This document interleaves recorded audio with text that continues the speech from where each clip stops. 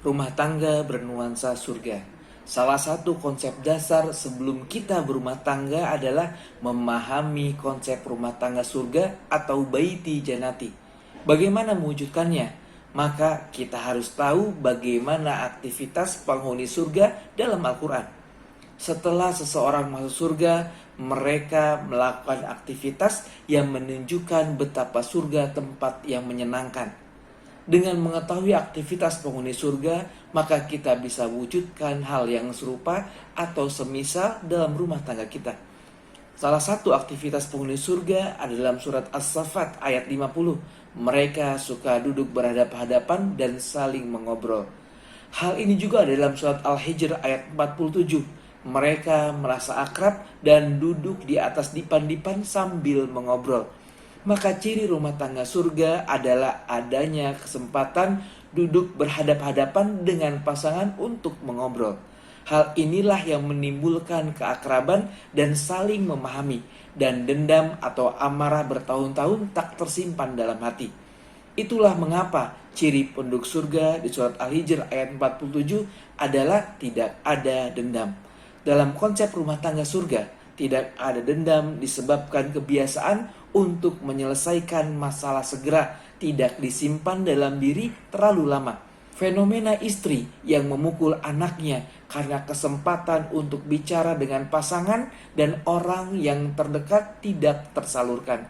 Hasilnya, energi marah disimpan dan diekspresikan secara tidak sadar dalam bahasa tubuh yang membuat anak tidak nyaman bersama dengannya.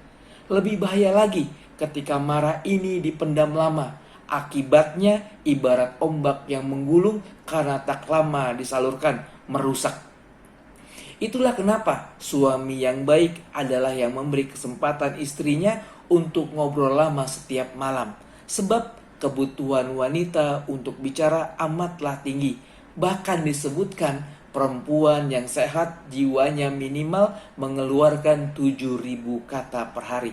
Jika tidak terpenuhi, maka tertumpahkan kepada anak dengan sikap yang tidak nyaman. Maka bangun rumah tangga surga dengan memberi kesempatan pasangan setiap malam untuk bicara, sebagaimana kebiasaan Rasul kepada Aisyah, hadis riwayat Bukhari. Dan untuk menandai emosi istri yang menyimpan marah itu mudah, lihat bahasa tubuhnya.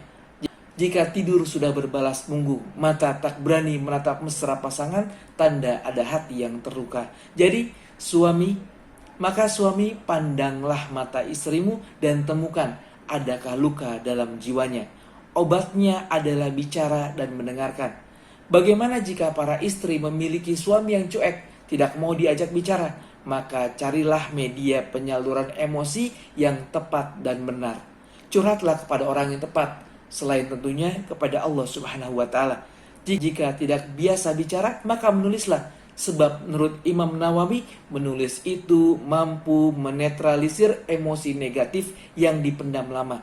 Kebiasaan menulis diari atau blog dan sejenisnya bagian dari teknik penyaluran emosi yang tepat, tidak dipendam lama. Maka sungguh amat sengsara bagi wanita yang punya suami cuek namun tidak punya kemampuan menulis. Penderitaan jiwa semakin menggelora.